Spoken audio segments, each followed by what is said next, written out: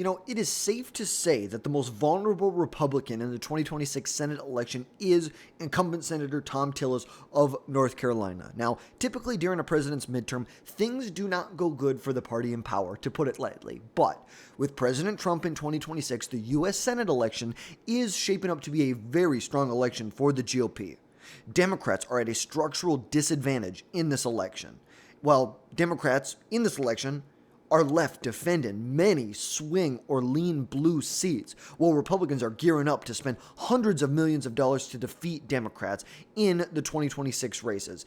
And today, we're going to dive into all of it for you. But before we do, drop down below, hit that subscribe button, make sure you never miss another video from us again in the future. Now, Thom Tillis, we know, incumbent Republican that has held this seat since 2014, initially elected during Barack Obama's second midterm, in which he defeated incumbent Senator Kay Hagan by roughly about 1.5 points in that election. Went on to 2020, was able to win by a little more comfortable margin in a year that was not great for Republicans, but still, Thom Tillis was able to win in this election. At the same time, President Biden took control of the Senate, expanded his majority in the House of Representatives, and took control of the presidency. Now, we know North Carolina, it's a very nuanced state.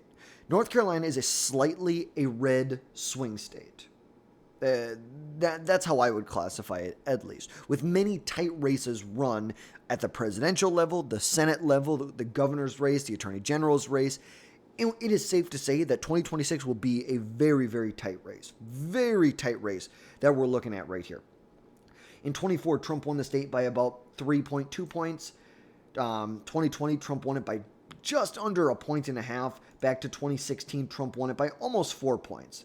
Previously to that, Barack Obama did win it in 2008, lost it by 2 points in 2012, but won it roughly by a few percentage points, or actually not even a percentage point, not even a half a percentage point. He won it by in 2008. And like we said, it is going to be a very close election. You look back to this last year, governor's race. Josh Stein was able to defeat a Republican in Mark Robinson who had a lot of issues. There's no doubt about that. The guy had a lot of issues, had a lot of political baggage. We've talked about this before. Voters treat President Trump and the baggage that he brings to the table very differently than the baggage that down ballot race or people who are represented down ballot elections bring to the table. They're okay with the baggage that Donald Trump brings, but they're not necessarily okay with the baggage that other people bring in those elections.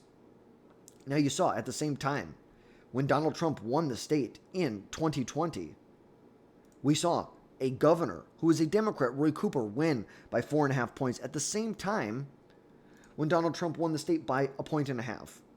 2016, Trump won it by almost 4 points. At the same time, when Roy Cooper won the state by barely won the state by about 12,000 votes here? Not a lot. It's like very close margin, but ultimately the Democrat was able to outrun Donald Trump in that race. You can't deny it. He outran Donald Trump in that race when Trump won 3 points. He ran 4 points ahead of Hillary Clinton. That is huge. But now, looking at the GOP primary, we know it's going to be a tough election. Right now, Don Brown, who is an attorney, author, and candidate for North Carolina's 8th congressional district, he wasn't the nominee, but he was a candidate in the Republican primary for North Carolina's 8th congressional district in 2024. You have Thom Tillis, and another name that's been thrown out there is Laura Trump, who we know she is the daughter-in-law of current President Donald Trump right now. She grew up in North Carolina, currently lives in Florida, I believe, and her name has really been thrown out there in polls.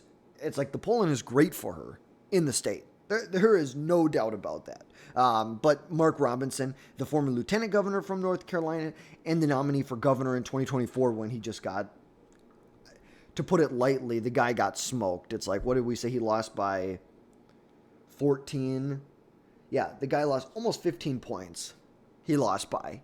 Now, there was a lot of scandals that went along with that, but ultimately, he got his butt whooped in that election. And it's probably a good thing that he's going to choose to sit this one out. Now, Thom Tillis, obviously, he's a incumbent senator. He's an establishment Republican. He has picked up the endorsements of many senators.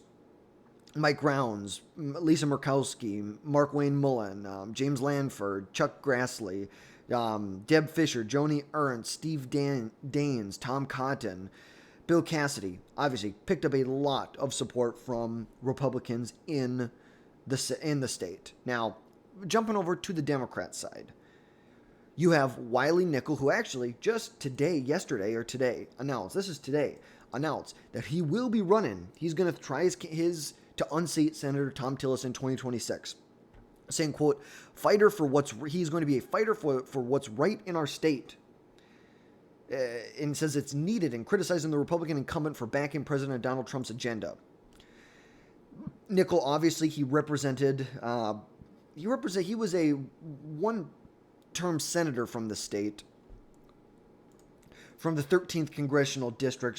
He was there for, I believe, a year. He was in the North Carolina State Senate, it looks like, for about 4 years before that. Now, says he's going to be throwing his hat in the ring here to unseat incumbent Senator Thom Tillis. Now, obviously, he's going to have to go through the Democrat primary. There's no doubt about that. He is going to have to go through the Democrat primary. And especially if you see someone like Roy Cooper jump in this race, I think it could almost be over for Wiley Nickel. It's like as soon as he jumped in this race, it's going to be over. Now, we know that the chief consideration will go Roy Cooper. He was term limited in 2024. We know he was the one. He won by 11,000 votes in North Carolina in 2016 when Trump won the state by 4 points. He won in 2020 when Trump won the state. And then his handpicked successor won the governor's mansion in 2024 against a very flawed Republican candidate. Now, we know if Cooper jumps in this race, he will be the automatically considered the front runner if he were to jump in this race. And right now it sounds like he is currently on a short-term teaching stint at Harvard. Interesting. But we know Roy Cooper, he is the creme de la creme. This is what I got to say. And we also have Jeff Jackson, who was just elected 6 months ago to be the Attorney General for North Carolina. He is a Democrat, and he was a former congressional Democrat. Now, of the prediction sites, you can say 3 out of the 4 have it as a toss-up or battleground. The Cook Political Report has it as a lean Republican, and this is kind of where I would say if you're looking at an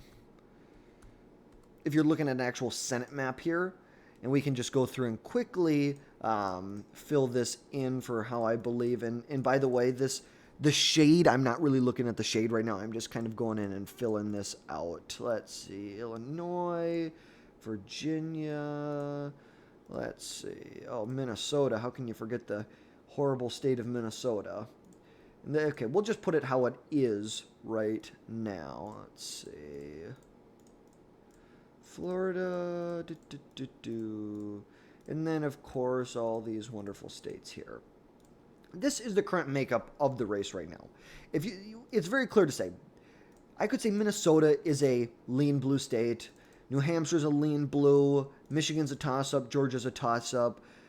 North Carolina, this is where I'm at. And I'm actually going to say this is a lean Republican state. I think Susan Collins will win by at least 5 points here.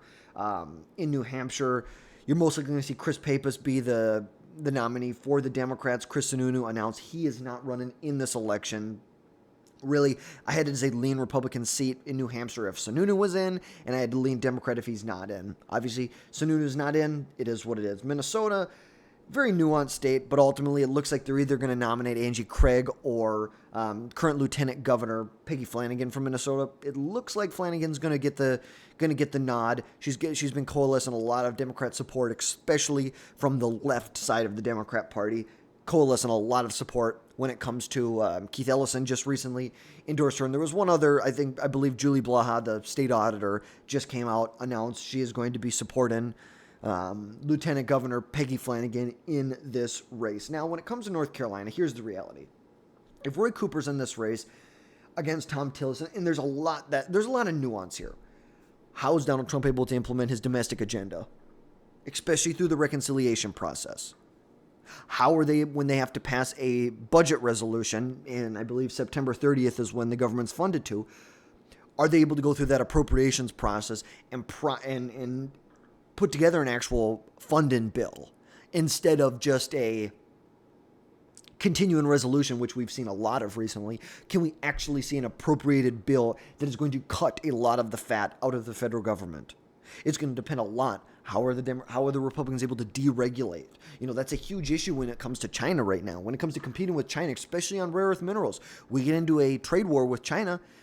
They could limit our access to rare earth minerals, and we really need to be considering, where are we going to get our rare earth minerals from?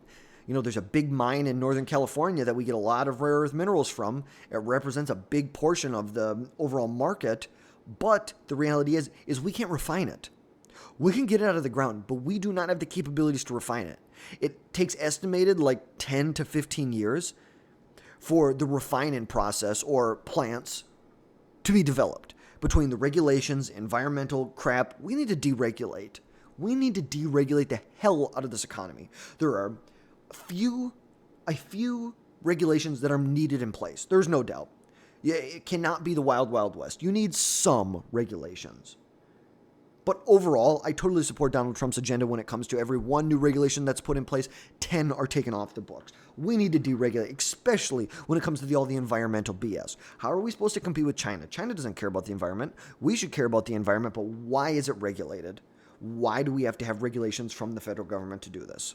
Yes, should we not be dumping waste into waterways? Of course. But some of this is ridiculous. There is plenty of environmental protection that you have in place without regulating the hell out of everything to the point where it just doesn't even fiscally make any sense. It just doesn't. Because no one's going to want to put money into that industry when it takes 10 years to get a permit to even start building. But a lot's going to go into it. But North Carolina, if we see Thom Tillis at the top of the ticket and you see Roy Cooper at the top of the ticket, I really see it as a toss-up. If I had to pick between slight Republican, slight Democrat, I'm going to say as of right now, with Roy Cooper at the top of the ticket, it's going to be a slight Democrat advantage. If he is not at the top of the ticket, if Roy Cooper is not leading the Democrats, I can see this as a slight Republican state, which means they're probably going to win it 1 to 5 percentage points. You'll see that will be the victory in that state. Now, a lot that has to go into it, though. There's a lot of variables that you can't fully account for right now. We need to see how the Trump administration, how things are going to play out over the next number of years, because we know that Roy Cooper, he is a moderate in the state. He has consistently tried to work across the line. He's like one of those Democrats like an Andy Beshear, who's been able to garner enough support from moderates and moderate Republicans and independents where he can win in the state. You are able to cobble together enough electoral support where you can win elections in states that are either lean red, slight red, or even a pretty safe Republican state. You look at Kentucky. Kentucky in a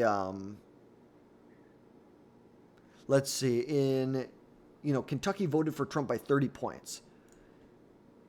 We know that they voted for a Democrat by 5 points. So a 35-point swing. 35 points. Now, granted, it's an off-cycle election. There's a lot that has to be said about it. But ultimately, there are Democrats out there who know how to win in those states. And they've adopted. You used to have people like John Tester in Montana. Wasn't able to win. You had people like Sherrod Brown or Tim Ryan in Ohio. Just not the reality anymore for them. But there are new Democrats who know how to win in these Republican states, in these lean Republican states. In the political environment, we know North Carolina is a swing state. It is a swing state. Trump won 24, improved on his margin since 2020, while at the same time, Josh Stein, a Democrat, became the next governor in 2024. Now, recent polling, that's kind of the big one we're going to look at here. There's two polls that have been conducted in the New Hampshire Senate race, and a couple things that I'd like to point out here to begin with. Number one, Mark Robinson, who had a horrible scandal, has a higher positive name ID recognition than Thom Tillis by 12 points. So, we'll just leave that right there. This is a poll of, let's see, Should Thom Tillis run again or should he step away? We asked Republican primary voters who would they vote for in a hypothetical matchup between Tillis and an unnamed Republican challenger, and they sided with the challenger. We can see here they are selecting someone else by 5 points. 5 points with 32% of the electorate undecided. If Robinson were to challenge Tillis in this Republican primary, which he said he's not going to, and he's an imperfect candidate, they would choose Tillis over Robinson. But jumping over to the Victory Insights polling, we can see here that a poll of Republican primary voters, we asked Republican voters who they would support in a hypothetical 2026 Republican primary matchup between Laura Trump and Thom Tillis. In this scenario, voters would overwhelmingly back Laura Trump. 65% of the vote for Laura Trump is an obvious favorite. She doesn't even live in the state, hasn't even announced, and Tillis earned only 11% support. You can see this right here of the general electorate. The Laura Trump supporting Republicans make up one of the largest portions, the second largest portion of the electorate, right behind Republican leaning independents. In a head-to-head matchup, Roy Cooper, Thom Tillis. Roy Cooper edges out Thom Tillis by about a point. Exactly 1 point. Put Laura Trump on that ballot, it actually expands to 1.2 percentage points. Obviously, we're all within the margin of error here. There is no doubt about that. And we are obviously seeing that Republicans are looking for something a little different. Is Laura Trump the answer? I don't know. But they obviously are looking for something different in Thom Tillis. You can see the same thing that's happening in Texas right now when it comes to John Cornyn. You can see John Cornyn, elected back in 2002, won by about 10 points in 2020. 26 up for re-election. Ken Paxton challenging him from the right. You are seeing this in multiple states where you have establishment Republicans who are being challenged from the right. Now, while we just showed you that poll, Laura Trump being heavily favored in that primary match, this came after Tillis was censored in 2023 over his support for the Respect for Marriage Act that codified gay marriage into federal law. And also his attempts to build a bipartisan support for an immigration bill that would have given a pathway to citizenship for millions and millions of illegal immigrants. And this is what I don't like about Tillis, what he did. He sided with the Democrats when it came to, do we need legislation to fix immigration, or do we need a president who's got some balls and is going to do what's required? That was the real question. That was the real question here. And he sided with the Democrats. I think that is a very, shows lack of proper judgment. What they don't want to talk about is that was in this bill that would have given all these millions of illegal immigrants. Biden flooded America with tens of millions of illegal immigrants. Then he opened the border and created the issue himself. Then he said, well, we needed legislation to fix it, which would have given millions of people pathway to citizenship. They would have been voting Americans. We know the 2030 census is coming up. We know as of right now, electoral votes are going to be shifting towards places like Utah, Idaho, Florida, and Texas, and leaving places like California, Oregon, Washington, New York, Minnesota, Pennsylvania.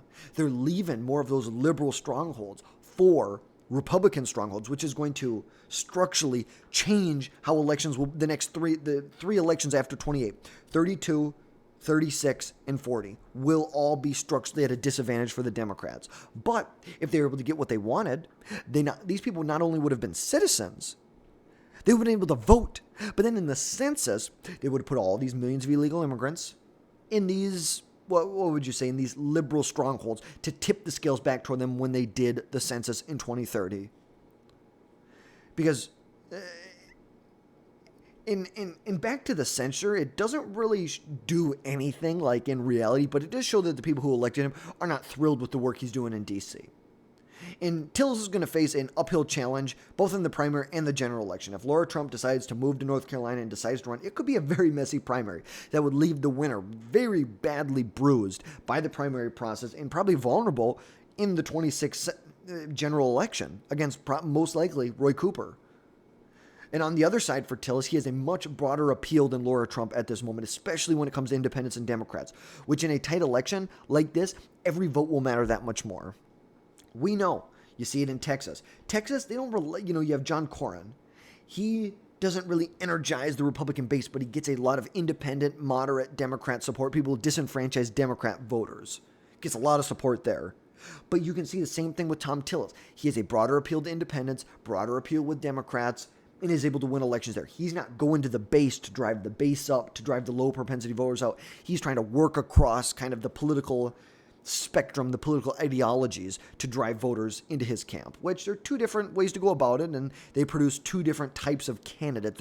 It's two different types of candidates that are required to do that, which, like I said, in a tight election, every vote's going to matter, and so Republicans are really going to need to consider, is this a primary that they really want to go after?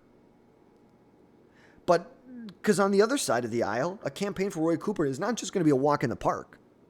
He's going to have more of his moderate stances challenged by the progressive left in the party. They're going to try and pull him as far to the left as possible, which could very badly bruise his really more moderate reputation that he has in the state.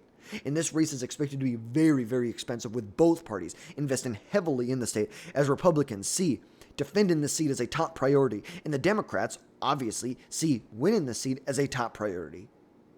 Even if they want to even have a shot to close the gap in the Senate, the Democrats must win this. We know the Democrats doesn't look good for them in 26. Even if the Democrats win Minnesota, Michigan, Georgia, North Carolina, New Hampshire, and Maine, they're still at a 2-seat minority. So even if they want to just close the gap in 2026 in the Senate, they have to win North Carolina.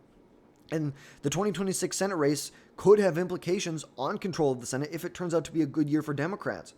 This shrinks the margin. This is going to shrink the margin that Republicans have. You know, there's a couple Republicans who defect on a lot of bills. You need to have that margin so you can still get some bills across. And ultimately, we're trying to work towards that 60-vote majority that we need in order to basically have a filibuster-proof majority. But a lot is going to be determined on how the Trump policies affect people's lives over the next 2 years. How is Trump able to, what is Trump able to do? Domestic spending. When it comes to trade, what is he able to do? And to my viewers out there, who do you think the GOP should stick with? Do you think they should stick with Thom Tillis, or do you think they should give Laura Trump a shot, or is there another Republican you think they should be given a shot? So let me know your thoughts down in the comments. That's going to wrap things up for today, folks. Drop down below, hit that subscribe button, and we will catch you next time.